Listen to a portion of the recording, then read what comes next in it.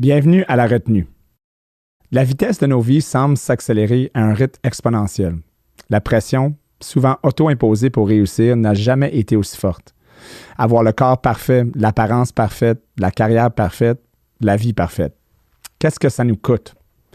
Tout comme chaque échec a son opportunité pour apprendre, pour grandir, chaque succès a aussi un coût.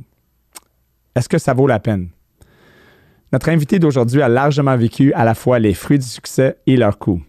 Il a gravi l'échelle corporative de Wall Street jusqu'au sommet avant de plonger dans l'abîme. Il a choisi de pivoter pour ensuite s'immerser dans les profondeurs de la spiritualité. Son histoire est unique, ses idées profondes. Aujourd'hui, nous parlons avec le yogi de Wall Street. Restez avec nous, vous êtes à la retenue.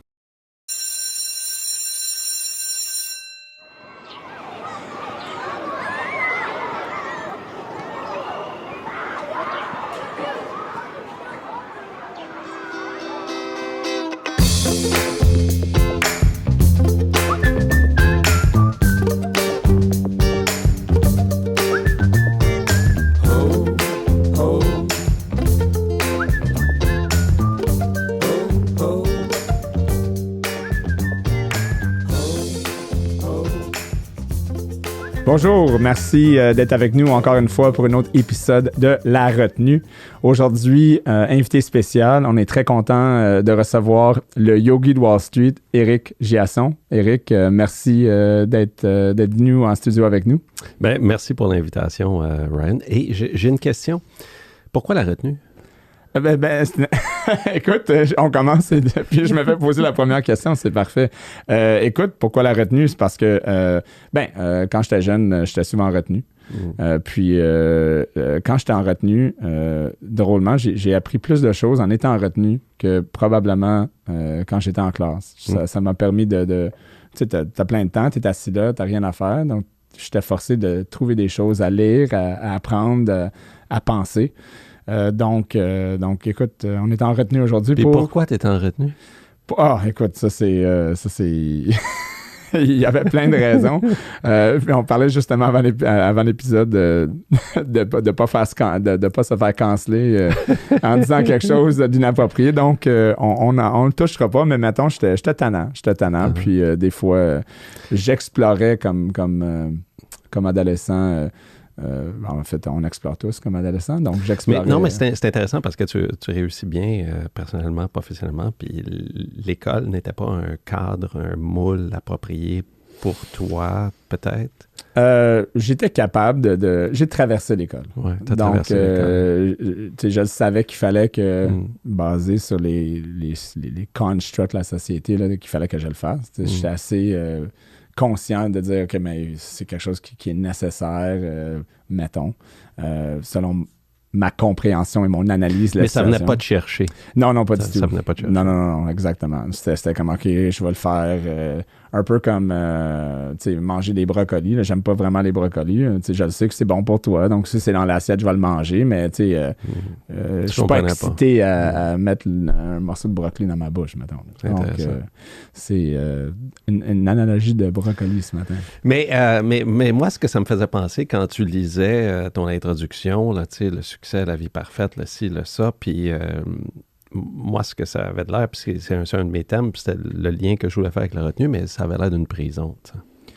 Cette espèce de quête de vie parfaite qui n'existe pas. Là, ouais. Et même quand tu l'as, puis quand c'est beau de l'extérieur, c'est une prison, même si elle est dorée. T'sais. Exactement. Ben, c'était un peu le point de l'intro. Là. L'école, on a toutes nos prisons, que ce soit une prison qu'on n'a pas choisie ou choisie.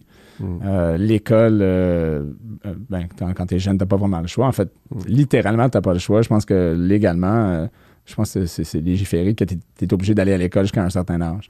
Donc, dans ce cas-là, puis est-ce que l'école est cadrée de la bonne manière pour les enfants, pour apprendre, pour tout le monde? Non, c'est un benchmark. Puis un peu comme tous les problèmes qu'on voit avec les enfants aujourd'hui. Là, lui, il a ce problème-là, lui, il a ce problème-là. Mais tout le monde, c'était moindrement à l'extérieur du cadre. Puis le cadre, je trouve qu'il devient de plus en plus mince. Hein. Donc, à un moment donné, il n'y aura plus de cadre. Là. Tout le monde va être sur un genre de pilule pour X ou une pilule pour Y pour qu'on soit tous des robots de la société. On espère que non, mais ça nous amène au sujet un peu de qu'est-ce qu'on voulait parler. Avant qu'on rentre dans tous ces sujets-là, les gens veulent savoir, je pense un peu, c'est qui Éric Géasson? Pourquoi qu'on t'appelle le yogi de Wall Street? Ceux qui savent, mais ceux qui ne savent pas. Peut-être parler un peu de comment tu as eu ce nom-là, ton background, puis après ça, on pourra parler un peu de qu'est-ce qui a fait que ton parcours t'a amené ici aujourd'hui, pour qu'est-ce que tu fais aujourd'hui, puis aussi comment c'est ce parcours-là, les jeunes et les gens qui nous écoutent, tout le monde, peut apprendre de ce parcours-là, puis peut-être faire des changements ou des choix dans leur vie qui pourraient être différents par rapport à ce qu'ils vivent en ce moment. Pour pas se retrouver en retenue ou en prison, tu sais. Puis, fait que, évidemment, dans le nom, là, tu sais, j'ai travaillé à Wall Street, j'ai travaillé pour une grande banque d'affaires, là, Morgan Stanley, j'ai travaillé en finance une vingtaine d'années, j'ai travaillé pour un gros hedge fund aussi, le plus gros hedge fund macro au monde à l'époque, qui s'appelle Brevan Howard. Et j'ai aussi travaillé dans le monde du yoga. Puis, j'ai été professeur de yoga, propriétaire de 2 des gros studios de yoga à Montréal, là, les studios Wanderlust. Puis, ce qui est intéressant, c'est qu'après que j'ai quitté la finance, là, toi, tu as dit tantôt, je suis tombé dans l'abîme. Là, moi, c'est bon en français. Moi, ce que j'aime dire en anglais, c'est que j'étais in the gutter, là, qui est dans le dallo là, de la rue. Là, puis, et je me suis reconstruit tranquillement à travers la spiritualité, à travers le yoga. Puis j'ai été pendant 1 an et demi à beaucoup voyager. Puis 3 mois de cette période-là, j'étais en Inde avec ma robe, les vêtements traditionnels hindous, la barbe, les colliers dans le cou, tout ça, puis à boire le Kool-Aid, là, d'une certaine façon. Ouais. Ah oui, complètement. Puis je m'étais fait une promesse de non-souffrance, là, tu sais, la réalité sociale, économique, puis le monde de Wall Street, puis de la finance, tout ça, vous m'avez enlevé ma job, je m'étais identifié à ma job, vous m'avez fait de la peine, je me suis fait une promesse de non-souffrance, puis je vais vous repousser le plus possible, puis je suis allé complètement à l'opposé du spectrum. Puis pendant que j'étais en Inde, puis je buvais le Kool-Aid, il y a beaucoup de personnes qui revenaient de l'Inde puis qui se faisaient rebaptiser. T'sais. Puis d'ailleurs, une des personnes qui m'a enseigné le plus, là, son nom, c'était Dick Albert quand il était professeur de psychologie à Harvard, qui est devenu Ram Dass, qui s'est fait rebaptiser par son gourou en Inde, Nimkareli Baba. Et puis beaucoup de personnes revenaient de l'Inde avec des noms, Satya, Hanuman, et peu importe. Puis Ram Dass, qui veut dire serviteur de Dieu. Ça fait qu'il y a un message dans ton nom, puis ça traduit ta mission d'une certaine façon dans cette incarnation-là. Puis moi, quand j'étais en Inde, puis à chaque fois que je rencontrais un gourou, là, je le regardais, puis je disais, quand est-ce que ça va arriver? Là, quand est-ce que ça va se passer? Puis finalement, je suis revenu. Quand est-ce que je vais avoir mon nom? Mon nouveau nom? Quand est-ce que je vais avoir mon nouveau nom? Là, moi, je veux faire partie Donne-moi mon identité, s'il te plaît. Je veux faire partie de la tribu. Là, je veux être comme les autres. Puis quand je suis revenu, personne ne m'a rebaptisé. Quelques années plus tard, on a ouvert les studios.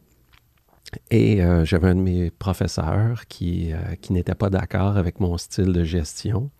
De ton studio. De mon studio. Okay. Puis il me trouvait peut-être cartésien dans ma façon de gérer, mais il en demeure pas moins que c'est une business. Il y a des règles, il y a des valeurs, il y a des principes à respecter.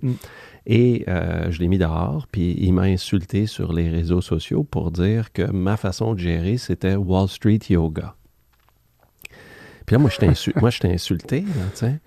Non, mais je veux pas être Wall Street Yoga, là. C'est comme le mauvais yogi, ça, là. C'est comme bad yogi, là, tu sais. Ouais. Puis moi, je suis un bon gars, je suis un bon père de famille, puis je suis une bonne personne, puis je suis un bon yogi, je veux pas être Wall Street Yoga. Puis après ça, j'y ai pensé, puis j'ai dit non, mais écoute, je suis ça, là, tu sais. Puis pour moi, ça représente l'équilibre entre la tête et le cœur, tu sais, Wall Street qui est la tête, puis le yoga qui est le cœur, la spiritualité, puis... C'est un peu yin et yang, non? Ben oui, c'est le yin et le yang, puis c'est là qu'on est souvent, tu sais, puis on est entre ces deux pôles-là, mais la vie, puis la liberté, puis sortir de la prison, puis sortir de la retenue, se trouve entre les deux. Puis le but, OK, comme je l'ai dit tantôt, de ce nom-là, est de te rappeler ta mission. Puis j'avais fait une conférence, là, il y a 7 ans, et je me suis auto-proclamé dans cette conférence-là, le yogi de Wall Street, et voilà. Ça a pogné. Ça a pogné. Moi, je trouve que c'est parfait. Si on recule un peu, juste pour que les gens comprennent qu'est-ce qui est arrivé, parce que ça allait bien au niveau professionnel, tu sais, parce que je trouve qu'aujourd'hui, on voit beaucoup, c'est un peu la projection d'une image. Tout le monde est dans la projection d'une image parfaite, avec l'Instagram. Regarde, j'ai la vie parfaite, j'ai le succès parfait, check, j'ai aucun ride, j'ai le corps parfait. It's all an illusion. C'est un peu une illusion. Hein? Donc, on vit tous dans une illusion. Là. Effectivement. Et pour toi, lorsque tu es arrivé à Wall Street, lorsque tu as travaillé 20 ans là-dedans, tu as eu beaucoup de succès. Donc, qu'est-ce qui est arrivé? Parle-moi un peu du succès, puis tu as monté, parce qu'il y en a beaucoup qui vont dire « Oh my God, c'est la vie parfaite, ça. Tu faisais des millions, tu avais tout ça. Qu'est-ce qui a fait que ça n'a pas marché? » Donc, parle-nous un peu de ce qui t'a amené au abysse, là, à l'abîme, là, pour quand tu regardais puis tu as tombé. C'était quoi rapidement le processus qui t'a amené là pour te dire OK, non, ça marche plus, là, que je suis pas bien à l'intérieur, même si j'ai toutes les choses techniquement que tout le monde regarde pour dire wow. Mais non, c'était pas wow, là, c'était pas bon. Là. Fait qu'avant de retourner la deuxième fois à New York, je travaillais pour un gestionnaire de portefeuille ici à Montréal. J'étais Chief Investment Officer, chef des placements. J'étais le deuxième plus gros actionnaire de la compagnie. Puis, on avait eu des années difficiles auparavant, mais là, ça faisait 5 ans qu'on avait des belles années puis qu'on avait tout rebâti la compagnie puis que les choses allaient très, très bien. Mais il se passe quelque chose à un moment donné, tu sais. Quand tu as des années difficiles ou quand tu débutes dans ta carrière, tu as ton premier client, ton premier bonus, tu as la capacité d'apprécier. Puis la capacité d'apprécier se trouve, la gratitude se trouve à quelque part dans ton cœur. Puis après un certain succès, la capacité d'apprécier est souvent remplacée par l'anticipation. Puis qu'est-ce que tu anticipes? Tu anticipes soit de doubler ton succès ou tu anticipes de perdre ton succès. Puis là, tu transites de ton cœur à ta tête. Puis après un certain succès, là, tu sais, chez le gestionnaire de portefeuille dans lequel j'étais, ben moi, je regarde, je tombe dans l'illusion. Et ça, c'est un choix qu'on fait inconscient souvent. Puis ce que je décide de voir, c'est mes chums qui sont restés à New York, qui ne sont pas nécessairement meilleurs que moi, mais ils sont payés 10 fois plus que moi. Puis là, ben moi, je suis avec mes partenaires qui sont des bons gars puis qui font une bonne job, tout ça. Mais ce que je décide de faire inconsciemment, au lieu d'être riche de ma vie, riche de ce que j'ai, je décide d'être pauvre de ce que je n'ai pas. Puis j'ai upgradé mon modèle de vie, mon modèle de perfection, de ce que je pense que ça me prend pour être heureux. Je l'ai upgradé à ce que mes amis font, qui travaillent pour des gros hedge funds, tu sais. Puis là, ben je suis dans ma tête, à avoir peur de perdre ce qu'on a fait, puis à avoir peur de ne pas me réaliser. Puis il y a une condition physiologique quand tu passes du temps dans ta tête, OK, à te créer des peurs, à trouver des solutions à des peurs qui n'existent pas. Scientifiquement, tu te vides de sérotonine, un neurotransmetteur, un antidépresseur naturel. Puis ce qui fait que quand tu vas faire face à des vrais défis de la vie, ben, tu peux tomber en dépression, anxiété ou trouble de dépendance. Tu sais. Puis là, ben, moi, j'étais un petit peu comme, tu sais, une des images que je donne en conférence, j'étais un petit peu comme Ed Norton dans Fight Club. Là. J'étais avec mes partenaires, puis c'est des bons gars, puis ils sont fins, puis ils me supportent, puis je joue un rôle important dans la compagnie, puis avec beaucoup de succès. Mais moi, j'étais en train de me battre avec moi-même, puis de moi-même me donner des coups de poing d'en face. Là, tu sais, parce que Brad Pitt, il n'existe pas dans Fight Club. Là, non, exactement. C'est dans sa tête. Ouais. C'est de l'automutilation, puis je suis en train de me battre avec eux autres, me vider de sérotonine, puis finalement, ben eux autres sont un petit peu fourrés. Excuse-moi, là, je sais pas si j'ai le droit de dire ça. Écoute, tu es en retenue. Il va falloir que tu reviennes. Ils sont un petit peu pognés, tu sais. Fait qu'ils n'ont pas le choix de m'enlever certaines tâches. Puis ben moi, j'utilise cette opportunité-là pour quitter, puis là, je retourne à New York. Et là, je me retrouve à travailler pour le plus gros hedge fund macro au monde, mais moi, j'ai fait un trou dans ma base de sérotonine, dans ma base de bonnes émotions, si tu veux. Je me suis amené en déficit, OK? Puis je me suis amené sur le bord d'une crise ou fragile à une crise. Et je retourne en 2008, dans l'époque de la crise financière, à Wall Street, puis à travailler chez Brevin Howard, puis le salaire moyen chez Brevin Howard était l'équivalent, comme probablement du salaire moyen des Yankees de New York, si tu veux, là, puis de l'équivalent du gros lot de la 649. Et finalement, pour moi, c'était comme la concrétisation de tout mon cheminement en finance, ce que je pensais que je valais, ce que je pensais que j'étais, ce que je pensais que c'était la vie parfaite, ce que je pensais que que j'avais besoin pour être heureux. This is it. Je suis là, c'est ça. This is it, je suis là, tu sais, puis finalement, je fais partie de ces gens-là, tu sais, puis je veux dire, Chris Rukos, qui avait ma job pour le bureau de Londres, tu sais, j'ai échangé avec lui, là, tu sais, puis lui, c'est comme le meilleur trader au monde, Callan Howard, là, puis il a été payé 150 millions là, cette année-là, en 2008, là, c'est complètement... On est dans les gros bonnies. Complètement démesuré, puis ça, ces chiffres-là sont publics parce que ils se sont chicanés, puis parce que Chris Rukos, il est parti une couple d'années plus tard, puis il est parti son fonds, mais enfin, ces chiffres-là sont publics. Mais, fait que moi, je suis là. J'ai vu venir la crise financière. Puis le rôle d'un hedge fund, c'est de faire de l'argent tout le temps, mais c'est facile de faire de l'argent quand les marchés baissent, parce que les marchés baissent beaucoup plus rapidement. La plupart des intervenants de marché sont longs, les actifs, puis ne sont pas positionnés pour profiter des baisses de marché. Ça fait que ça arrive, les marchés baissent beaucoup plus rapidement, moins 25, tandis qu'ils montent de 7, 8, 9, 10. J'ai positionné les portefeuilles, puis en une nuit que Bear Stearns a fait faillite ou s'est fait racheter à un prix de faillite par JP Morgan, j'ai eu comme ma meilleure année à vie en 4 heures seulement. Je te payé un gros pourcentage de ça. J'ai eu mon meilleur salaire à vie. Puis là, la crise commençait. Ça fait que finalement, j'ai les mains dans un plat de bonbons.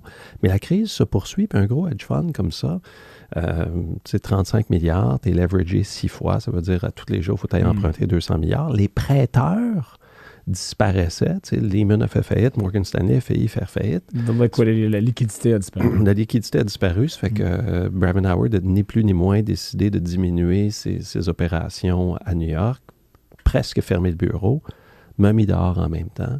Mais en même temps que je m'étais vidé de sérotonine, que je m'étais fâché, que je m'étais battu avec moi-même, que j'avais anticipé une vie parfaite, que je tirais sur le succès. Puis là, j'ai les mains dans le plat de bonbons, là, puis finalement, je vais être capable d'avoir tous mes rêves. Puis t'enlèves le plat. Puis il m'enlève le plat. Puis il m'enlève mon identité, tu sais, de qui je pensais que j'étais, tu sais.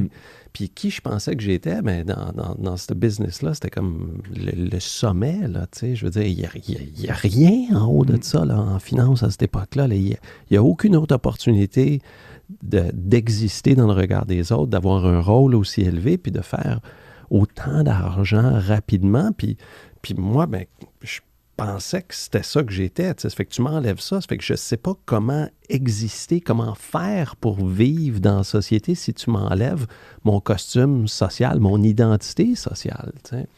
Puis, fait que je ne l'ai pas accepté. Puis comme je l'ai dit tantôt, ben, quand tu te vides de sérotonine, puis tu fais face à des défis de la vie, puis ça, c'est le propre de la vie. Là. La vie, c'est tough. C'est le Bouddha qui l'a dit. Là, la vie, c'est la souffrance.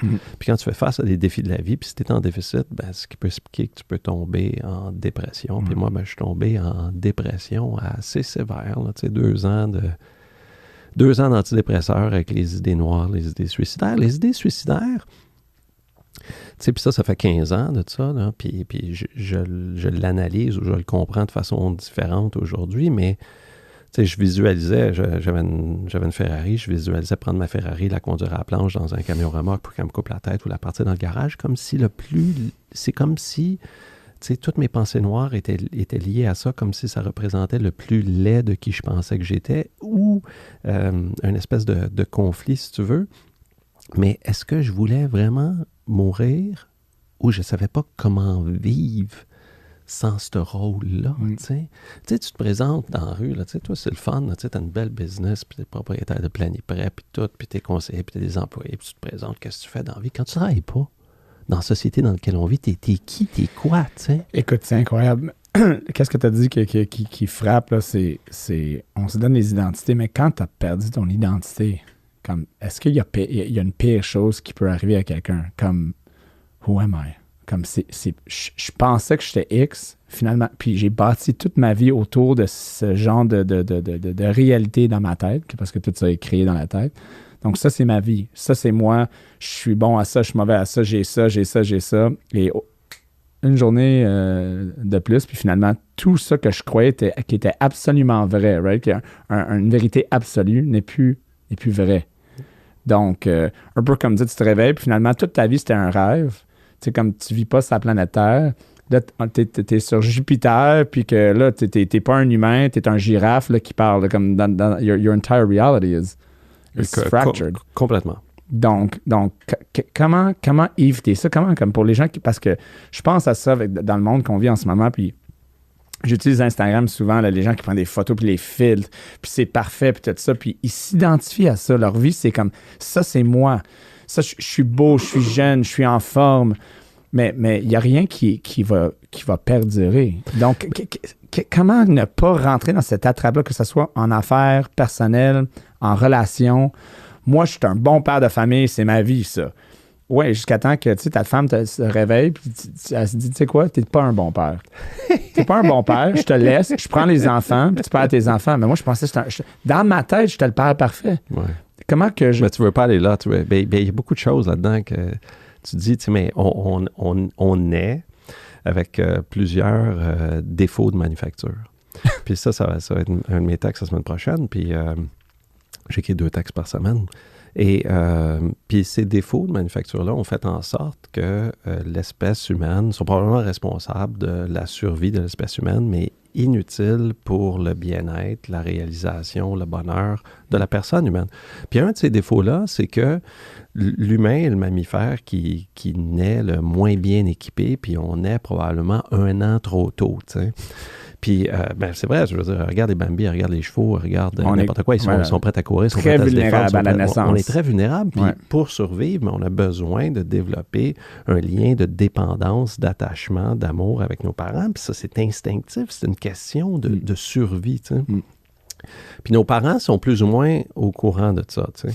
Puis, ils vont nous donner ce que j'appelle de l'amour conditionnel. T'sais, ils vont nous faire comprendre assez rapidement ce qu'on doit faire, ce qu'on ne doit pas faire pour se mériter de l'amour puis faire partie de la tribu. T'sais.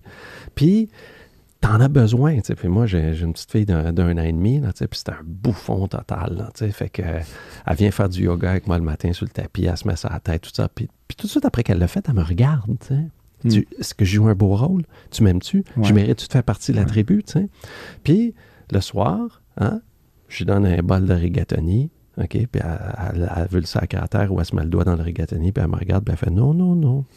Tout de suite, tu comprends ce que tu dois faire, ce que tu ne dois pas faire pour te mériter de la reconnaissance qui instinctivement veut dire te mériter d'exister, de survivre dans cette soute-là. Tu sais.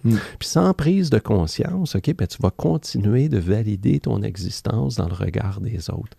Mais une fois que les gens t'ont vu faire une certaine chose, là, et là, tu as parti ta compagnie, bravo. 5 ans plus tard, qu'est-ce qu'il y a de nouveau? T'as encore ta compagnie. Tu sais, ils ne te regardent plus nécessairement. Puis toi, c'est instinctif, c'est une question de survie. Ça fait que tu vas faire tout ce qui est dans ta capacité, tout ce qui est dans ta mesure pour améliorer ton image d'un point de vue absolu ou d'un point de vue relatif. C'est pour ça que certains d'entre nous vont juger les autres parce qu'ils pensent qu'en diminuant les autres, ça va attirer d'une certaine façon plus de regards sur les autres. Puis c'est pour ça qu'on vit dans ce monde-là de vie parfaite, d'Instagram, de ci, de ça, puis tu valides continuellement dans le regard des autres. « Hey, je mérite-tu de survivre? » Puis tu comprends pas. Regarde-moi, dis-moi que je suis bon, dis-moi que je t'aime. Dis-moi que je suis bon, puis c'est programmé dans nous. Fait que comment tu fais pour t'en sortir? Je pense pas qu'il y a de façon vraiment... il n'y a pas de moyen, il n'y a pas de recette, 1, 2, 3. Il y a une prise de conscience. Une prise de conscience. Pourquoi je fais ça? Je le fais-tu parce que j'ai envie de créer, j'ai envie de donner, j'ai envie de contribuer, ou je le fais pour me sécuriser, exister, puis valider, tu sais. En fait, ça commence par une question. Juste, si on ne se pose pas des questions... une prise de conscience, c'est une question. Au moins, commence par... Pourquoi je fais ça? Est-ce que c'est bon? Est-ce que ça va être viable à long terme? Est-ce que je suis vraiment content? Si je perds tout ça, est-ce que je vais être content après? Sinon, attends... Donc, tu sais, ça commence avec des questions, au moins. Bien, ça commence avec une prise de conscience. Ça commence avec une prise de conscience. Après ça commence avec un questionnement, si tu veux. Puis après ça commence avec un accueil puis une acceptation. Puis tu ne vas pas te sortir de ce pattern de survie-là avec ta tête. Tu ne vas pas te taper dessus. C'est encore toi qui veux le regard des autres. Non.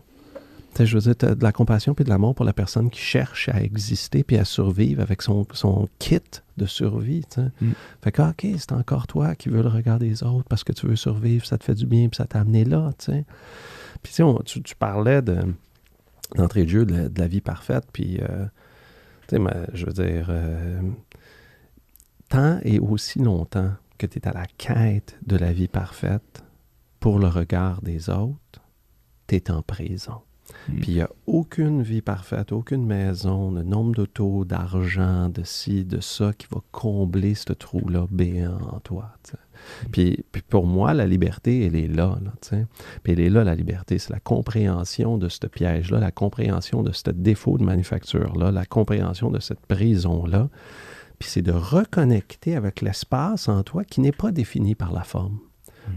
Tes valeurs, ton cadeau. Puis tu offres ce que tu as à offrir pour combler des besoins au-delà des tiens, pour faire une différence, pour servir, puis tu laisses toutes les autres te juger, puis on s'en sac. Puis ça, c'est la liberté. J'aimerais toucher sur... souvent, quand on entend parler de tous les points que tu as mentionnés, la première chose qu'on va entendre, c'est que donc, le succès, c'est pas bon. Puis, tu sais, comme les gens qui nous écoutent, ils vont dire, mais OK, donc... Tu sais, c'est tellement à l'extrême. On dit, tu sais, c'est polariser la conversation. Soit c'est, go, le succès, l'image, parfait. Puis si on est de l'autre côté, un peu comme tu as mentionné, mais c'est l'autre bord complètement. Non, c'est mauvais ça. Il faut pas avoir des biens matériaux. Puis tu t'as parlé de ça, la dichotomie, oui. L'opposé, mais c'est pas... It's not one way or another. C'est pas d'un côté ou d'un autre. Là, en réalité, là, c'est correct de vouloir de travailler puis d'avoir du succès aussi. Là, parce que juste être clair que souvent, les gens, quand ils entendent faut te trouver quelque chose de bon à l'intérieur, puis non, c'est pas l'argent. Puis en fait, parle un peu de ça. C'est pas que l'argent est mauvais. C'est que l'argent est juste l'argent. Je veux dire, tu as deux moteurs. Principalement, puis c'est soit que tu es motivé par l'accumulation ou la co-création. Puis si tu cherches à accumuler, si tu cherches à prendre le message que tu envoies à ton esprit, c'est que tu ne l'as pas. Mais si tu cherches à co-créer à partir de ce que tu as, à partir de la vérité qui est différente de ta réalité, qui n'est pas définie par ce que tu projettes sur la vérité, mais la vraie vérité qui traverse tes yeux, puis si tu veux faire une différence, quand tu viens servir, quand tu viens donner, la première personne qui bénéficie de ce geste d'altruisme, c'est la personne qui donne elle-même. Fait que ça se ressent en toi, ça se ressent dans ton énergie, ça se ressent chez tes clients, ça se ressent dans tes employés. Fait que tu vas probablement avoir des meilleurs résultats, puis tu vas probablement faire beaucoup plus de cash. Sauf que tu es nourri tout le long, tu ne cherches pas à ramasser. Puis le cash qui arrive, puis la belle maison, tout ça n'est plus une prison. C'est contre-intuitif un peu. Là. C'est contre-intuitif, mais c'est ça, tu sais. Puis tu es riche tout le long, puis tu es riche parce que tu donnes, puis tu vas avoir des meilleurs résultats. Ça fait que moi j'ai absolument ri. Puis au contraire, pendant quelques années, j'ai repoussé mon talent, j'ai repoussé la réalité, mais du talent non réalisé devient de la souffrance. Tu as quelque chose à offrir, tu as quelque chose à donner, trouve ce que tu as à offrir, enlève tes lunettes du désir puis tes lunettes de la peur, puis superpose ce que tu as à offrir sur les besoins de la vérité, Puis c'est là que tu combles, là on va faire le lien avec la spiritualité, mais c'est là que tu combles ton dharma, ta mission de vie, comme les hindous et les bouddhistes disent, c'est quand tu combles des besoins à partir de ce que tu as à offrir, des besoins au-delà des tiens. Mais là, tu es dans un cercle vertueux au lieu d'être dans un cercle vicieux. T'sais. Plus tu donnes, plus tu es riche, plus tu es nourri, plus tu as du succès. Puis après ça, l'argent qu'il fait avec ça, tant mieux pour toi. Puis là, ça va venir automatiquement. Ça va venir automatiquement. Un symptôme au lieu d'un but ultime. Oui, puis ton but ultime, c'est de servir. Puis servir à partir de ce que tu as. Est-ce que ça commence là, ça pose la question? La qualité de la vie est égale à la qualité de tes actions. La qualité de tes actions est égale à la qualité de l'intention derrière. Fait que c'est son pourquoi. Puis la qualité de l'intention, elle est égale à la qualité des émotions derrière. Ça fait que si tu es dans ta tête ou si tu te nourris, puis si tu contribues, mais ça va changer la qualité de ton intention puis de ton pourquoi. Fait que pourquoi tu fais ça? Pourquoi tu es sur Instagram? Pourquoi tu te vends? Pourquoi tu as besoin d'accumuler? Pourquoi tu as besoin de donner? Je veux dire, il est là. Fait que c'est la prise de conscience, le questionnement, puis après ça, l'acceptation, puis l'accueil de la personne humaine qui cherche avec son kit de survie à vivre dans cette société-là. T'sais. Puis après ça, puis là, une fois que tu t'es ramené, recadré sur les faits, maintenant tu peux te responsabiliser, puis poser des gestes qui sont justement alignés avec ton pourquoi. T'sais. Trouves-tu qu'on pourrait dire que la plupart des gens n'ont pas leur pourquoi? Leur vrai pourquoi? Ben oui, parce qu'on l'a dit tantôt, tu sais, je veux dire, on est programmé pour survivre. Ça fait que d'une part, on est programmé pour être aimé, puis être pris en charge, puis faire partie de la tribu. Puis d'autre part, mais on est programmé pour avoir peur, tu sais. Puis cet instinct de survie-là a fait en sorte qu'on a survécu, mais sans prise de conscience, OK? Tu scannes ton environnement et tu es à la recherche de problèmes potentiels parce que tu es animé par l'instinct de survie, puis tu vis dans la polarité. Fait que c'est la survie ou la mort. Puis là, il faut que tu trouves des solutions à des problèmes qui n'existent pas, puis tout ça, ça se passe dans ta tête. Fait que tu es programmé à voir les problèmes potentiels, à trouver des solutions à des problèmes qui existent juste dans ta tête, puis à exister dans le regard des autres. Puis fait que tu vis, comme tu as dit tantôt, dans l'illusion, parce que tu projettes tes peurs et tes désirs sur la réalité, puis les gestes qui en découlent ne sont pas des actions, mais sont des réactions, parce que tu sais pas où tu t'en vas, puis tu sais pas pourquoi tu y vas, tu sais. Puis tu vas faire tout ce qui est dans ta mesure, OK, pour manger, puis ne pas l'être mangé, tu sais. Oui, exactement. C'est quoi ton pourquoi, Éric? Ben, écoute, moi, c'est une bonne question, hein. Ben, je veux vraiment faire une différence, puis je veux aider les gens à se libérer justement de ces défauts de manufacture-là, puis ces pièges de survie-là. Puis je veux aider les gens à avoir une vie riche, hein? Puis à vivre en abondance, puis à leur permettre de co-créer à partir de ce qu'ils ont. Puis je suis vraiment, vraiment privilégié parce que, tu sais, tout ce que... J'étais bon en finance. Puis une des raisons pourquoi j'étais bon en finance, hein, c'est que j'étais curieux, relativement intelligent, travaillant. Puis j'aimais vraiment, vraiment lire sur la macroéconomie, traduire ça sur les actifs, traduire ça dans un portefeuille compliqué. OK? Puis je travaillais très fort. Puis quand je suis débarqué du train, là, tu sais, puis quand je me suis ramassé dans le gutter, OK, bien là, j'ai tout ce travail-là, je l'ai appliqué à essayer de comprendre qu'est-ce qui m'est arrivé. Ça fait que j'ai étudié évidemment la spiritualité, la neuroscience, la psychologie, le coaching et ainsi de suite. J'ai écrit 2 livres, j'écris encore à toutes les semaines, mais j'ai essayé de comprendre comment ça m'est arrivé, ça là. Puis comment ça s'applique à tous les autres humains, tu sais, parce qu'on a tous, d'une certaine façon, ces défauts de manufacture-là, si tu veux, inconscients, OK? Puis de par, je veux dire, de par mon passage en finance puis en spiritualité, mon nom, le Yogi de Wall Street, attire un peu. Ça fait que j'ai vraiment comme une belle clientèle de coaching puis de conférences.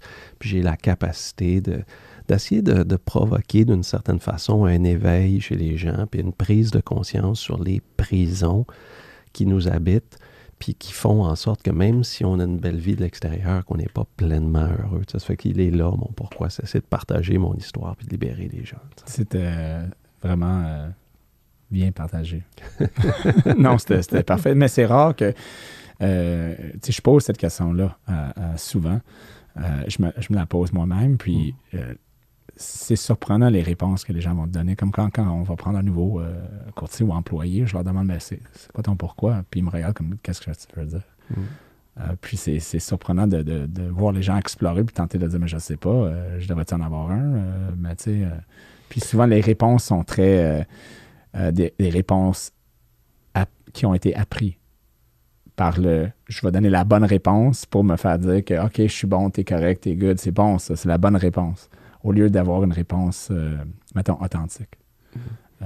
Donc, un peu comme tu disais, qu'on est programmé à toujours rechercher « Ah ouais, c'est bon ça ». Mon pourquoi, c'est d'être capable d'être un bon père de famille. C'est-tu vraiment ton pourquoi ou c'est la bonne réponse parce que c'est ça que ta famille recherche, puis tes amis, puis c'est ton identité qui a fait que tu as donné cette réponse-là ou est-ce que tu as vraiment exploré le sujet? Donc, non, je connecte bien avec ce que tu as dit. Parlons un peu parce qu'on en a parlé de Wall Street, OK, ça a crashé, tu t'es retrouvé avec ton identité qui a été un peu détruite. Il fallait que là, tu t'es dit, OK, ça marche pas, il faut que je m'en vais de l'autre côté. Tu as parlé, je suis allé en Inde, j'ai Ramdas, j'ai eu des enseignants, j'étais en hindou, en robe, avec la barbe, c'est l'autre extrême. Parle-moi de ton expérience là-bas, c'était quoi l'expérience d'aller je fais des millions de dollars avec des chars à New York et je suis en robe, barbe, puis j'ai lâché prise sur tout ce qui était, mettons, attachement C'est l'extrême. Là, et toi-même, c'est ces deux extrêmes-là que tu as réalisé que mais c'est pas obligé d'être comme ça. T'as ramené ça dans un équilibre tête et cœur que j'aime beaucoup, mais qu'est-ce qui s'est passé là-bas? C'était quoi l'expérience que tu as vécue? Bien, comme j'ai dit tantôt, puis ça je viens de le comprendre dans les dernières années, puis je ne l'avais même pas compris quand j'ai écrit mes livres là, en 2017, mais en 2019, je viens de le comprendre, mais j'avais associé tout ce monde-là à des gens qui m'ont enlevé mon plat de bonbons. Puis moi, je pensais que j'avais besoin de ce plat de bonbons-là pour exister, pour être heureux, puis pour survivre d'une certaine façon. Ça fait que vous m'avez fait de la peine. Puis sans trop comprendre, je me suis fait une promesse de non souffrir, puis j'ai repoussé tout mon réseau, tout ce qui avait fait de moi mon succès en finance, puis je suis allé me cacher, OK, dans cette spiritualité-là, puis en rupture, t'sais. Puis tu sais, une image que je donne des fois en conférence, je suis en train de méditer sur le bord du Gange, en Himalaya, avec Swamiji à côté de moi, là, tu sais, puis là, j'ai un faisceau lumineux qui me sort de la tête, et là, je suis connecté à l'univers, là, je l'ai, là, tu sais.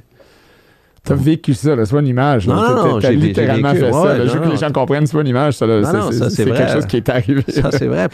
Mais là, parle-moi pas de mes économies qui crashent. Parle-moi pas de réintégrer la société. Parle-moi pas de me trouver un job. Là, je me camoufle, je me cache dans mon cœur à repousser la réalité économique et sociale. T'as ghosté ta tête. Oui, tout à fait. Puis mes économies, puis dans cet espace-là, tu sais, dans cette espèce de laisser-aller. Le laisser-aller est important. OK? Mais une fois que tu as fait le travail, une fois que tu as accepté la situation, que tu t'es libéré, que tu as vu la vérité, que tu as posé des gestes pour contribuer, là, tu laisses aller le fruit de tes actions, mais tu ne laisses pas aller en amont. Tu fais le travail en amont. Puis là, moi, je laissais aller, puis je me disais, puis là, j'avais quand même beaucoup d'argent à 43 ans pour prendre une belle retraite, puis j'ai complètement gamblé mes économies, dilapidé en dépression, les idées suicidaires et ainsi de suite. Puis un peu plus tard, il me restait de l'argent quand j'étais en Inde aussi, puis un peu avec la loi du karma, tu sais. Puis si je fais de l'argent, ben je le mérite. Puis si je perds mon argent, ben karma, tu sais. Puis d'ailleurs, ben, quand je suis à Maui, puis la deuxième fois que j'ai rencontré Ram Dass, en dedans de 3 jours, là, j'étais dans un seul instrument financier, leveragé à 3 pour 1. La première journée, je perds 10 l'instrument perd 10 ce qui veut dire 30 La deuxième, l'instrument perd un autre 10 ce qui veut dire un cumulé de 60 Et la troisième, un autre 10 ce qui veut dire un cumulé de 90 Là, j'ai tout perdu d'un coup. Puis ça a été tout un karma, tu sais. Je pense qu'à un moment donné, tu avais montré une photo dans une conférence où est-ce que c'était la 3e journée, le petit sourire, puis t'as expliqué... Ben, j'étais à côté de Ram Dass, justement, où est-ce que je pleure. Dans cette photo-là, j'étais pas bien en ce moment. Où est-ce que je pleure, puis j'ai dit, écoute, Ram Dass, moi, j'ai suivi tes enseignements depuis 1 an et demi, parce que c'était la 2e fois que je le rencontrais. Je l'avais rencontré une fois dans sa maison auparavant, dans la maison qu'on voit dans le documentaire sur Apple Store, là, sur iTunes, puis sur le documentaire sur Netflix aussi. Maison payée par Wayne Dyer, parce que Ram Dass aussi, lui aussi, a perdu toutes ses économies. Puis, les gens ne savent pas, mais c'est Ram Dass qui a inspiré Wayne Dyer à devenir qui il était. Enfin, puis il me dit, mais t'as pas compris, là. Moi, je t'ai dit de te rapprocher de ton cœur, sans perdre la tête, de trouver l'équilibre entre les deux, tu sais. Puis, fait que là, j'ai quitté Maui, j'ai rasé la barbe, j'ai brûlé la robe, j'ai décidé tranquillement de faire une réinsertion sociale. Mais ça a été une longue réinsertion sociale. Puis, tu sais, je veux dire, les médias, ils aiment ça, dire, le millionnaire qui a tout quitté pour être yogi, mais ça n'a pas été de même, là, tu sais. Rapidement, il faut qu'il casse, tout de suite. Hein? Faut qu'il casse. Voici votre démission. Ben ouais, c'est cute, puis ça c'est toi, ça. C'est toi, ça, voilà. Fait que j'ai complètement dilapidé mes économies. Il me reste à peu près plus rien. Puis j'ai rien, j'ai repoussé mes relations, puis à ce moment-là, je suis sans conjointe, mes grandes filles, je les vois plus ou moins, puis je suis vraiment comme en bris de la société, puis j'ai pas de direction, tu sais. Et c'est essentiel d'avoir une direction dans la vie. Physiologiquement, ça te permet de produire de la dopamine. Puis la première direction que j'ai eue, c'est devenir professeur de yoga, tu sais. Puis, fait que mon objectif, c'était de devenir professeur. Après ça, j'ai eu envie d'ouvrir des studios, qui était quand même une business intéressante à l'époque. Ça fait que ça me donnait des objectifs. Puis là, quand mon histoire est devenue connue, là, les gens me demandaient du coaching. Hey, moi aussi, Eric, là, je veux la liberté. Ça fait que ça m'a donné un objectif. Je suis devenu conférencier. Tout ça est arrivé il y a comme une dizaine d'années. Puis tranquillement, mais ça m'a permis de me reconstruire puis de me rebâtir. Et je le savais depuis quelques années que je maximisais pas nécessairement mon talent à l'intérieur d'un studio de yoga. Tu sais, puis je veux dire, c'est fantastique le yoga, ça m'a permis, puis j'en fais encore tous les jours, mais je savais que c'était pas là que j'étais pour faire vraiment une réelle différence, un impact avec ce que j'ai appris, avec ce que j'ai à offrir, puis la contribution que je peux faire. Puis le 15 mars 2020, quand le gouvernement Legault a annoncé le confinement, ben nous autres, on avait 2 gros studios, une 50aine d'employés, 10 000 pieds carrés, 10 000 clients, tout ça. Puis, comme la plupart des entreprises de détail, ça nous mettait en difficulté financière. Mais j'ai dit à ma femme, écoute, ça va être tough, mais ça va être une bonne chose pour moi. Puis là, maintenant, j'ai vécu beaucoup d'épreuves dans ma vie, puis quelques années plus tard, je m'aperçois qu'il y avait des cadeaux, mais là, je suis rendu bon. Je suis capable de voir le cadeau tout de suite. Plus rapidement. Puis ça a été effectivement tough, puis ça a été une bonne chose. Ça m'a permis de m'affranchir de tout ça. On a restructuré les studios, puis j'ai vendu mes parts à mes associés, puis qui opère encore le studio Myland maintenant, qui était l'original. On a fermé le studio à Griffintown et on a changé le nom. Puis ça m'a permis de me focusser, maximiser sur où est-ce que je fais le plus de différence, puis qui est dans l'accompagnement de cadres et entrepreneurs, puis en conférence. Là, fait que, c'est ça. Je parlais au début d'avoir du succès, puis qu'est-ce que ça coûte, mais aussi les obstacles qu'on frappe et les opportunités que ça nous amène. Donc, c'est un excellent... voici un obstacle, la pandémie arrive. Mais toi, tu as vu le cadeau plus rapidement. Là, donc, tu as vu un peu la façon de... Oui, non, exactement. Puis tu sais, c'est Bruce Lee qui dit, en période de crise, tu ne t'élèves pas. Tu retombes à ton niveau d'entraînement. Puis quand le 15 mars 2020 est arrivé, ben moi, je fais du yoga tous les jours, je médite à tous les jours, j'ai une vie spirituelle, mais quand même connectée à la société. Fait que j'ai la capacité tout de suite de transcender mon instinct de survie, puis de voir la vérité, puis de voir les opportunités de grandir là-dedans. Ce qui a été différent de ma période de 2008, où je m'étais vidé, puis là, je suis tombé dans les bas-fonds, tu sais. Et une autre période qu'on n'a pas parlé, là, mais en 2000, 2001, 2002, j'avais vécu un trifecta de malchance. J'avais perdu plusieurs millions de dollars dans la bulle des dot-com. En 2001, j'ai eu le cancer. Ça, c'était le premier échec, mettons. Le premier échec. New York Take One. C'est ça. Puis en 2002, ma femme est partie comme avec mon partenaire de ski. Puis je me suis sorti de ça avec la spiritualité. Puis ça a été relativement facile. J'ai commencé à méditer quand j'ai eu le cancer, tout ça. Puis je me suis familiarisé avec le bouddhisme. Puis ça m'a permis une reconstruction, si tu veux. Fait que pour moi, ta capacité de voir les opportunités de grandir, de voir les cadeaux, est directement liée avec ta conscience, puis avec si tu es capable de t'identifier avec l'autre endroit dans toi qui n'est pas l'instinct de survie, qui est plus près de ta conscience. Puis ça, ça vient avec une forme de pratique spirituelle. Puis moi, on en parlait tantôt avant d'entrer en ondes. Là, moi, je fais du yoga, de méditation, mais j'ai aussi un paquet de stress volontaire, là, les bains froids, le jeûne intermittent, les respirations, Wim Hof, puis tout ça. Là, j'aimerais parler de ta routine dans quelques minutes, là, parce que c'est quand même intéressant. Des choses que les gens peuvent faire. On a toute notre routine, mais y a-t-il une routine qui peut aider les gens à trouver la conscience? On n'ira pas là trop vite. Donc, aujourd'hui, Éric, es-tu content? Tout le monde parle de « I want to be happy ». Puis c'est un principe, es-tu content? T'as fait des millions. Après ça, crash, t'as trouvé la spiritualité, t'es retourné, crash encore. T'es allé encore plus loin dans la spiritualité, encore complètement dans le cœur encore. Mais trop dans le cœur, zéro tête, pas d'équilibre. Crash dans certains sens de ce côté-là. Tout à fait.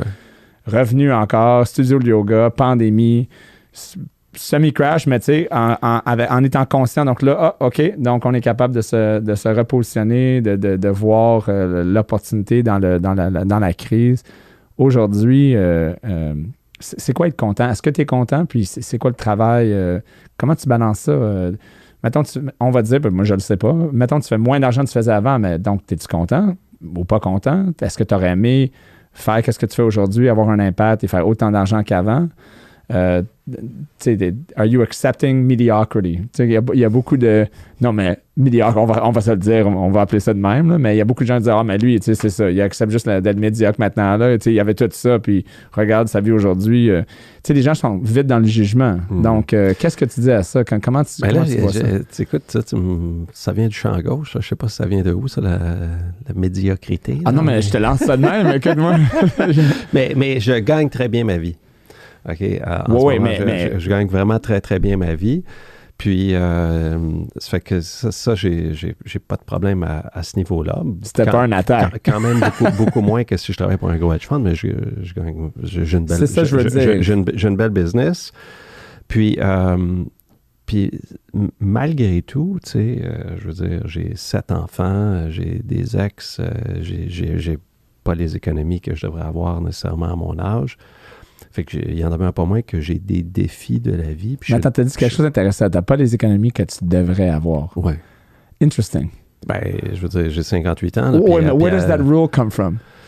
Ben, je veux dire, non, tout à fait, mais si tu regardes juste d'un point de vue actuariel, là, ce que je devrais avoir pour mes besoins, puis une retraite qui devrait arriver, puis les enfants, puis mes... une retraite qui devrait arriver. Puis les dépenses que je devrais faire, mais que je vais avoir à faire, les obligations financières auxquelles je devais faire face, mais je les ai pas. Mais ce que je veux dire, c'est que pour répondre à ta question, c'est que je suis un humain à l'école de la vie qui vit des difficultés, puis le Bouddha l'a dit, c'est tough la vie, OK? Puis je suis capable de ne pas m'identifier avec les circonstances de la vie. Parce que les gens puis les événements ne font que révéler ce qui est en toi. Fait que ce que je trouve tough, ça révèle ce qui est en moi. C'est une opportunité de grandir, c'est une opportunité de me libérer d'une certaine façon, d'une forme de prison. Ça fait qu'au quotidien, je me libère. Au quotidien, je trouve l'équilibre. Puis au quotidien, je suis content pour reprendre les mots que tu as utilisés. Puis je trouve le bonheur au quotidien. T'sais, mais c'est une job. Dans le moment. Au quotidien. Absolument. T'sais. Puis pour moi, le bonheur, là, c'est pas... Écoute, j'adore ma femme, mes enfants, puis tout ça, mais c'est pas ma femme, mes enfants au chalet, puis c'est pas quelque chose. Là, c'est pas une image que tu t'écris, que tu vas... C'est pas une image, parce que s'il arrive quelque chose à cette image-là, qu'est-ce qui arrive à mon bonheur? T'sais? C'est ma relation avec les conditions de ma vie, t'sais? Puis j'essaie de cultiver le bonheur, peu importe les conditions de ma vie, t'sais. Ce qui est différent d'avant. Avant, j'avais identifié mon bonheur aux conditions de ma vie. Puis là, tu te retrouves inconsciemment une victime des conditions de la vie, qui est une position de powerless, là, sans pouvoir. Là, J'avais vu une vidéo il n'y a pas long puis il parlait que tu parlais du moment présent, puis il disait que le passé, c'est juste un memory. Puis le futur, c'est juste une image qu'on s'écrit dans la tête qui arrivera peut-être. En fait, c'est Johnny Wilkinson, ça? Je sais pas.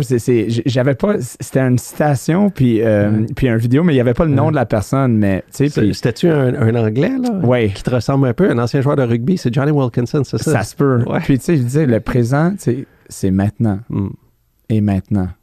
Puis, j'ai fait beaucoup de travail un peu là-dessus aussi, mais c'est pas facile de te ramener continuellement dans le présent. Il y a un concept qui...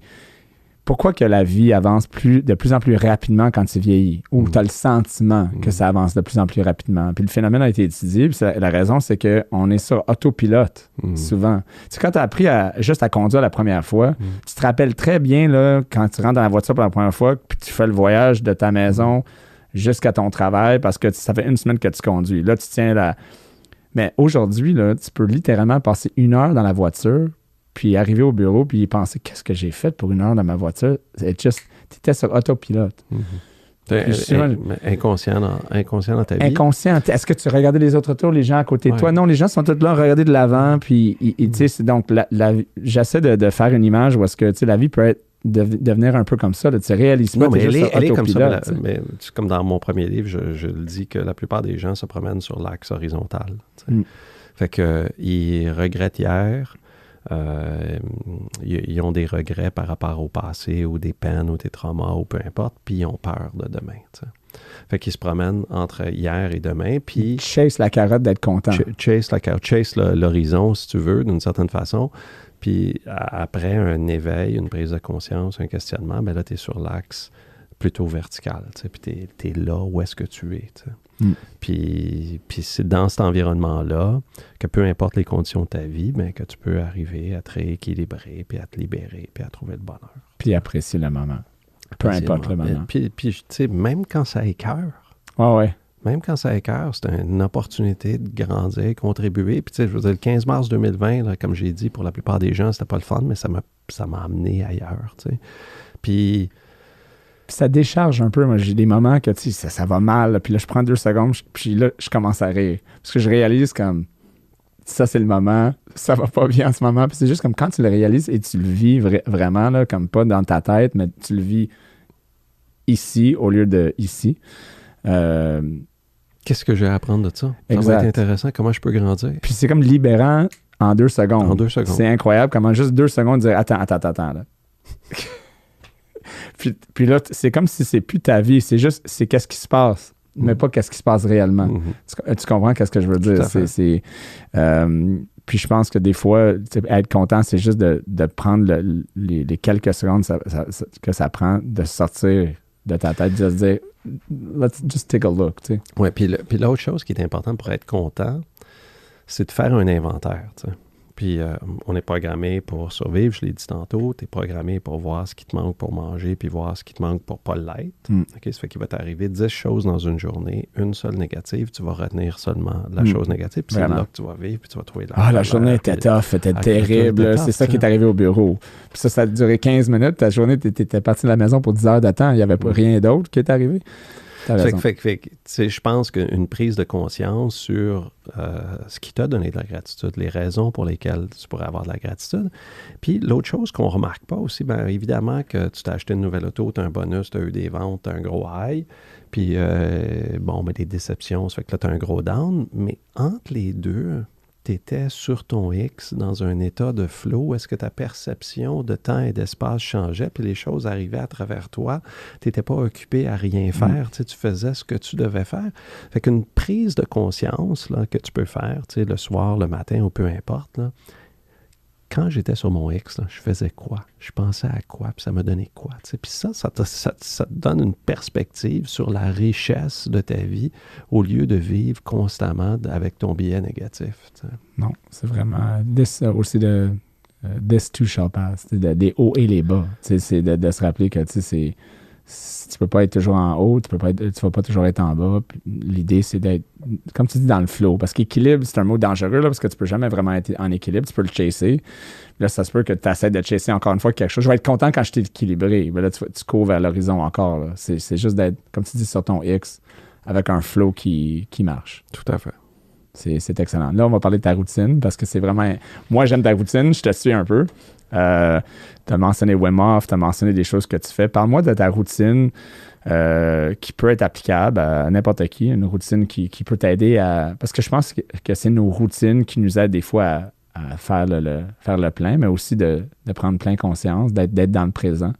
Donc, parle-moi un peu de ta routine. Pour moi, je suis dans la responsabilisation des actions conscientes. Là. Puis... On pose tout un paquet de choix puis de décisions dans la journée, à quelle heure qu'on se couche, le temps qu'on va passer sur Netflix, sur Facebook, qu'est-ce qu'on mange, on a-tu le temps, on n'a pas le temps, et ainsi de suite. Puis c'est tous des choix qu'on fait, puis on est plusieurs à se déresponsabiliser puis à dire « j'ai pas le temps ». Tu sais. Puis ça, moi, je l'ai compris, puis j'essaie de l'appliquer dans toutes les sphères de ma vie. Mais j'ai 58 ans, j'ai une petite fille d'1 an et demi, et puis tu sais, je veux dire, aujourd'hui, là, avec les recherches, tout ça, avec la science, là, tu sais, je pense qu'on va avoir la capacité de vivre jusqu'à 100 ans en forme, mais je veux maintenir ça, je veux maintenir ma santé mentale, puis ma santé cognitive aussi, tu sais, ça fait qu'il y a un paquet de choix puis de décisions sans devenir obsédé comme je l'ai déjà été, puis sans vivre dans une prison comme quand je faisais Ironman, puis je m'entraînais 25 heures par semaine pendant que je travaillais 50 heures par semaine, sans, tu sais, de le faire dans un état de flow. Puis comprendre, comprendre le pourquoi. Mon pourquoi est puissant, tu sais. Mon pourquoi, c'est, écoute, moi, je veux être là pour mes enfants, puis je veux pas que mes enfants, à 10 ans, ils aient perdu leur père Puis fait que je vais être là longtemps, puis puis ma qualité de ma présence physique, mentale aussi pour mes enfants, c'est super important. Ça fait que mon pourquoi est assez profond. Fait que pour moi, le premier lowest hanging fruit, là, c'est le sommeil. OK? Puis ça... Quelque chose qui est facile, mais...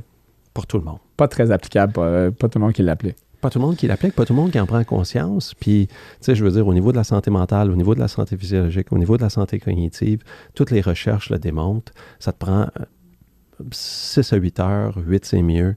Tu te couches tout le temps à la même heure, tu te lèves tout le temps à la même heure. Ça fait que moi, grosso modo, je me couche à 9h30, puis je me lève à 5h30, tu sais.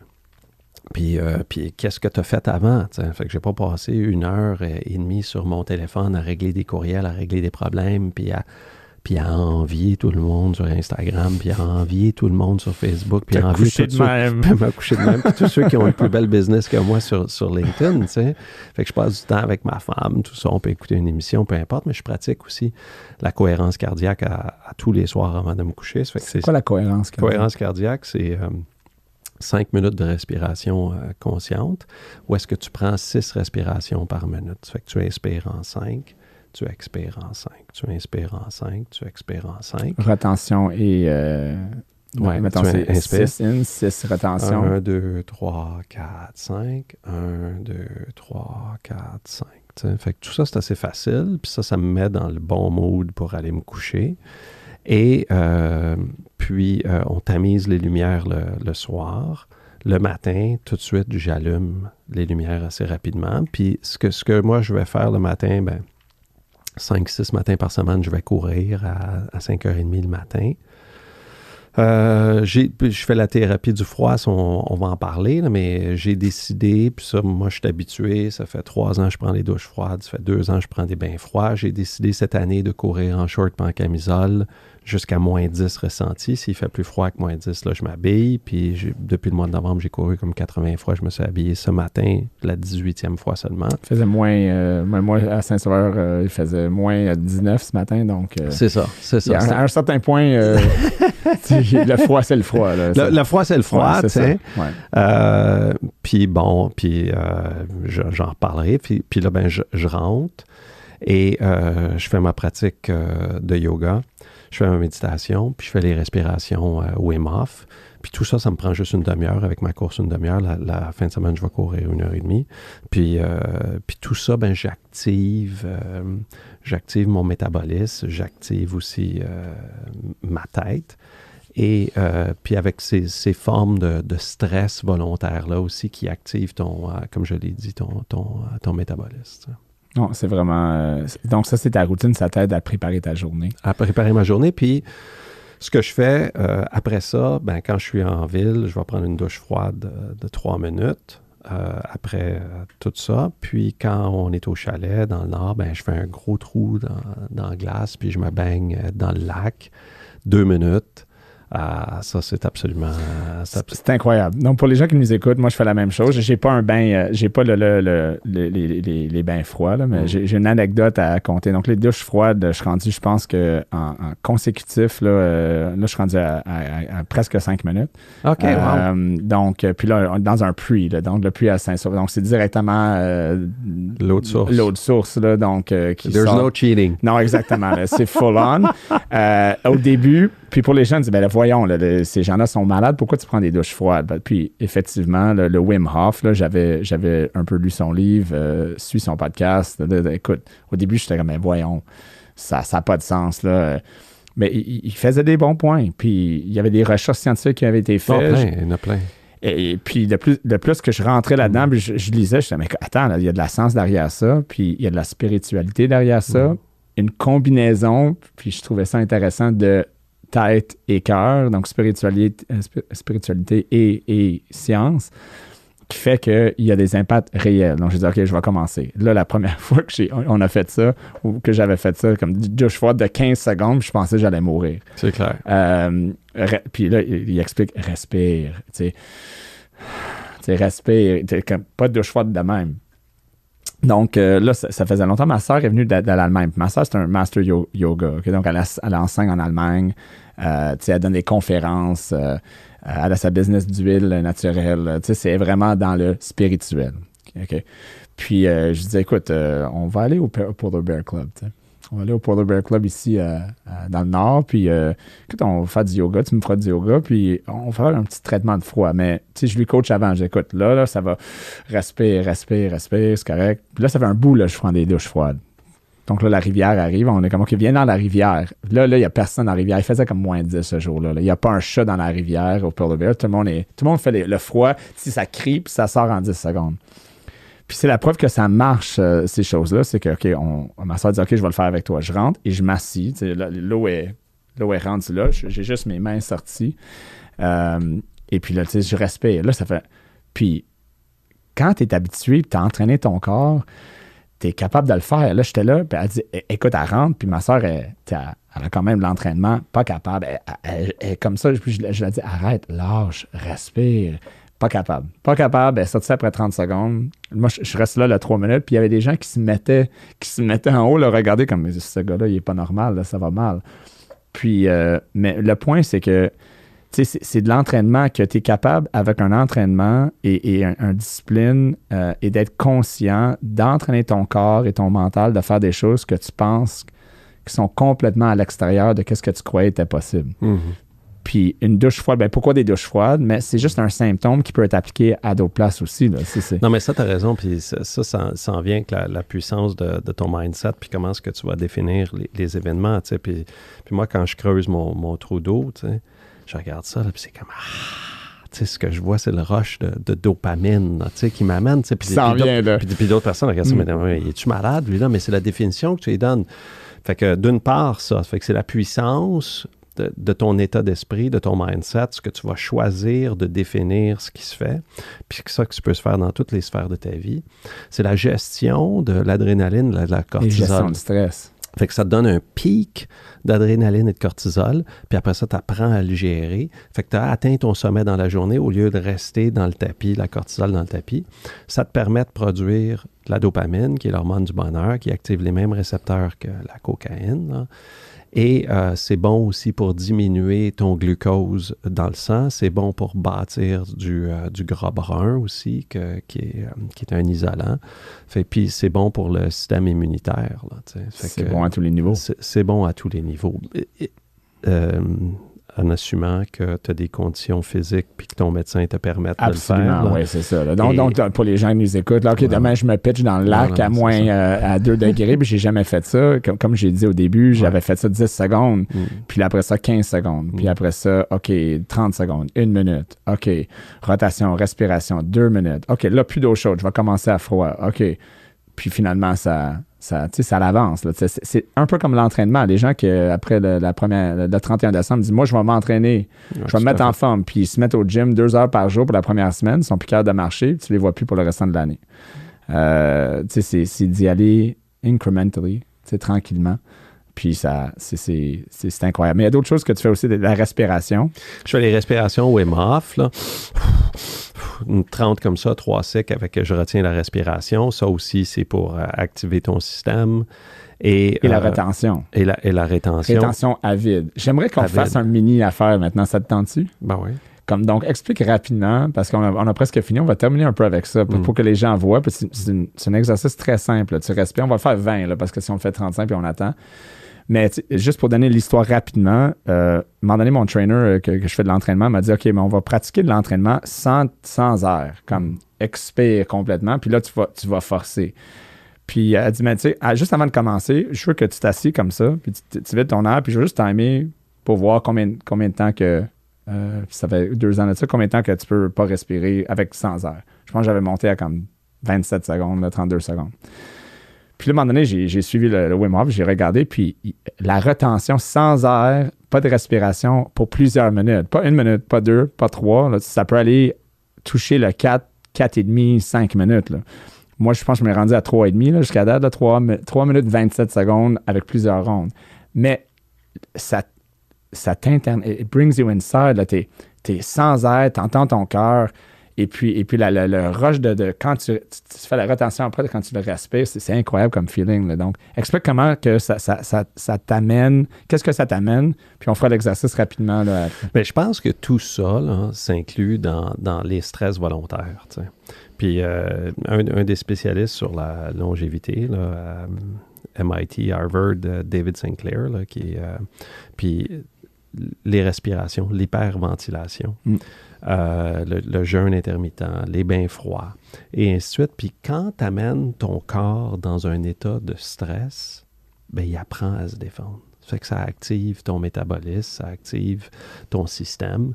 Puis, fait que la rétention de respiration t'amène dans ce même endroit-là. Tu sais. Puis quand tu regardes certains fruits ou plantes ou peu importe, quand ils sont stressés, c'est là qu'ils sont le plus beaux, tu sais, d'une certaine façon. Puis nous autres, ben, on a appris à être trop gâtés, tu sais. Ça fait que trop confortable. Trop confortable. Ça fait que tu as faim, tu manges tout le temps, tu as froid, tu te couvres ci, ça. Fait que tu laisses pas ton corps, se guérir et se développer naturellement. Puis alors que toutes ces formes de stress volontaire-là, tu sais...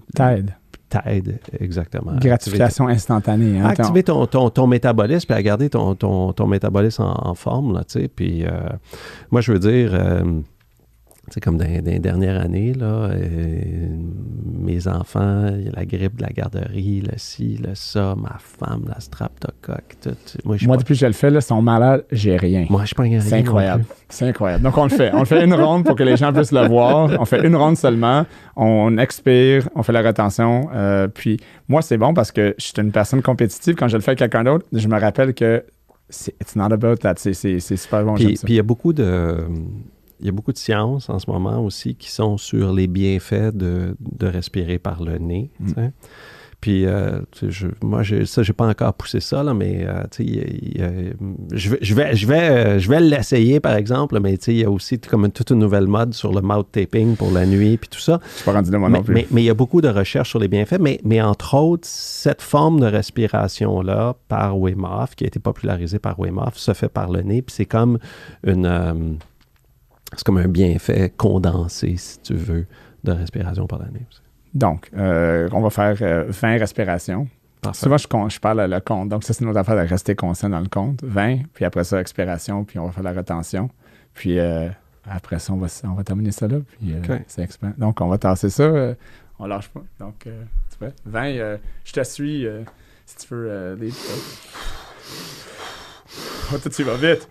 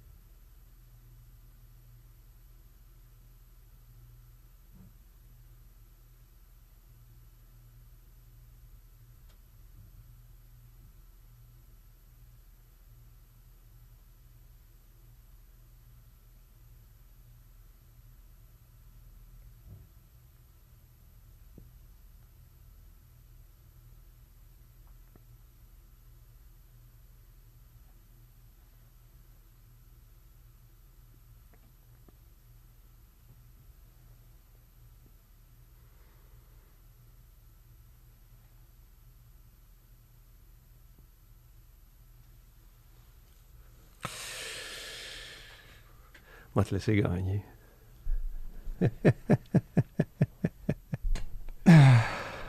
Mais c'est super bon. Mais toi, tu vas vite. Normalement, les respirations que je fais sont un peu plus lentes. Je fais plus, parce que tu peux le... Ouais, c'est ça, exactement. Puis, je fais plusieurs rondes, mais quand les rondes avancent... Moi, je fais 3 rondes. Ouais, exemple, à la 3e ronde, souvent, la relaxation, c'est incroyable. Puis tu sens ça picote, Puis moi, j'entendais mon cœur dans mes oreilles, là, parce que, tu sais, le mic est quand même bien. Donc, le mic entendait mon cœur, je boum, boum. Puis le matin, sans café, en réveillant, là, moi, c'est comme un café naturel. Là, c'est incroyable. Absolument. Tu actives tout de suite là, ton énergie, l'adrénaline, puis tout. Puis l'adrénaline est convertie en énergie. J'invite tout le monde à... Wim Hof, c'est sûr, mais tu écris des articles 2 fois par semaine, tu fais des conférences, tu fais du coaching personnel. Donc, les gens qui ont besoin de trouver l'équilibre ou le flow entre la tête et le cœur, je pense que tu es de loin la meilleure personne au Québec pour aider tout le monde. Donc, c'est vraiment un message important pour que ce soit des jeunes ou des professionnels ou n'importe qui écoute ou qui recherche à trouver... qu'est-ce qu'ils ont besoin de trouver comment on va appeler ça? Le bien-être. Le bien-être, puis sortir de la retenue, sortir de la prison pour trouver la liberté. T'sais. Donc, merci Eric d'avoir passé. C'était vraiment un plaisir de te recevoir. Puis j'espère que tu vas revenir à un moment donné nous conter encore qu'est-ce qui se passe dans ta vie, puis donner des cues pour aider à poursuivre sur le chemin du bien-être. Quand tu veux. Merci beaucoup, Ryan. Merci.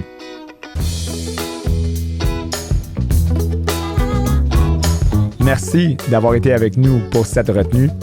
Je vous invite à nous suivre sur Facebook, Instagram, YouTube et les principales plateformes de podcasting, Spotify, Apple Podcast, Google Podcast. Et si vous connaissez un cancre financier, dites-lui de s'abonner à ce podcast. On se rejoint à la prochaine retenue.